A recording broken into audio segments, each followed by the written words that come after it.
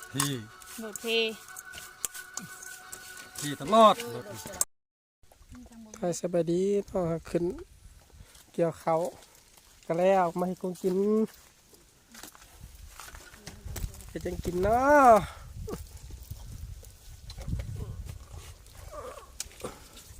มาได้ขึ้นกับปุญญะอย่าเอ้ย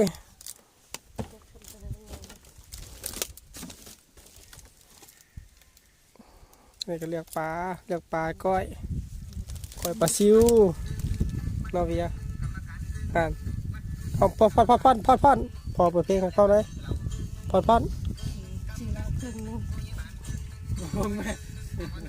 ได้ไหมของมันไหม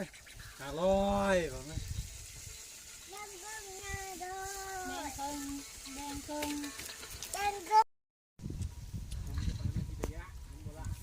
มันบ่เคยหลับนะบ่เด็กน้อยตีโพดตีมันลายมันดึงแล้วมันก็ดึงซื่อๆเลยลูกก็ได้ใช่ป่ะชิมเลยอยากเลยจะบูชื่อให้ว่ามันยังกับบุคือหมู่ใช่ไหมฉันนะโทรศัพท์เพื่อเขาใส่กับบุกินจะได้ว่าพ่อลูกพ่อแม่บ่มีนะจะได้ไปทางกับบุคือหมู่บ่ได้บ่จักเป็นแล้วใหญ่เลยทำไมก็เขาจะซื้อก็ได้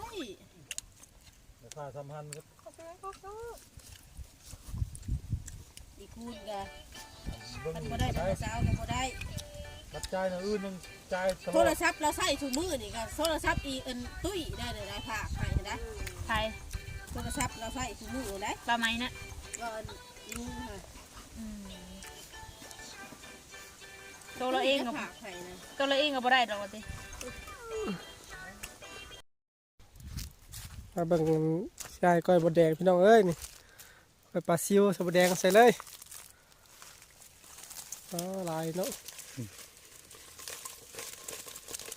ใส่แล้วมะเขือนี่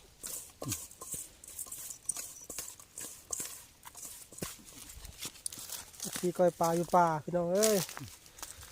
ธรรมชาติไม่ต้องใส่สมบังนาวใส่สบดแดงพอที่ได้ห่างใส่ลูก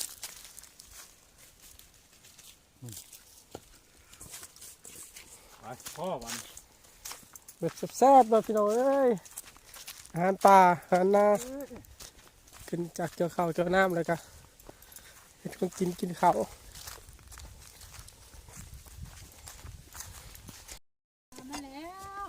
เรื่องกล่องน้ำไม้ชมนะเด้อมันมืดเลยน้ำไม้ชมมาพักเนี่ย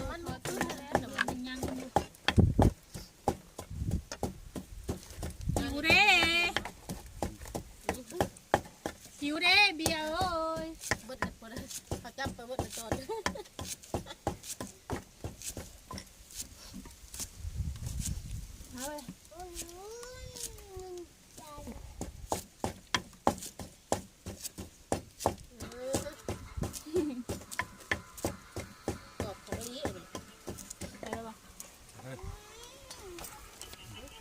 ใส่เลยพักก็ใส่เลยพักก็ใส่เลย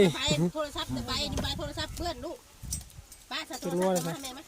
นี่แหละครึ่งบอกกับเป็นนัวเรียบร้อยแล้วแดงจะตายเอาหมดดอกบัดนะครับเลยมันบ่ได้ยังว่าไม่เห็นไอ้นั่นขวดมา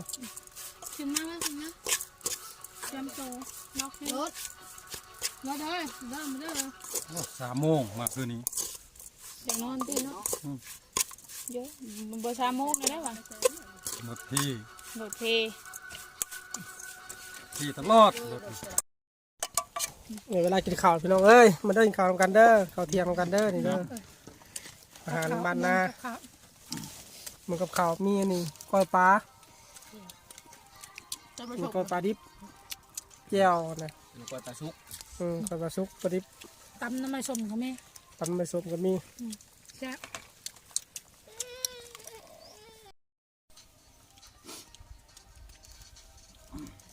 ทำยังไงเลยพี่น้องเอ้ยยังมาปืน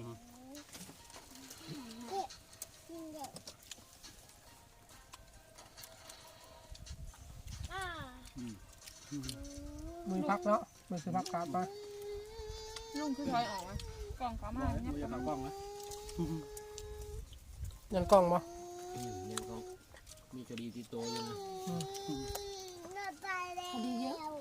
ยังไม่ได้เปิดเผยตัวจริงเลย โอเคไปลองไว้เท่านั้นแหละกินข้าวกัน ใช่ที่กำลังตาม เดี๋ยวเขาสิกินกับข้าวไว้ปะเบิ่งเลยฝากกดไลค์กดติดตามด้วยพี่น้องเด้อ โอ้